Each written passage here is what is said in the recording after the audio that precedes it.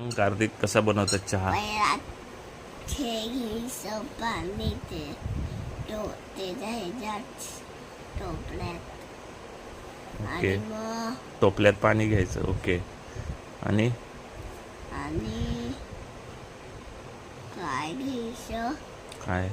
अद्रक हम्म, टाकायचं हम्म, आणि कढीपत्ता आणि आणि पावडर त्याची. हम्म, ओके. आणि तेल. तेल हां, तेल नाही आणि आणि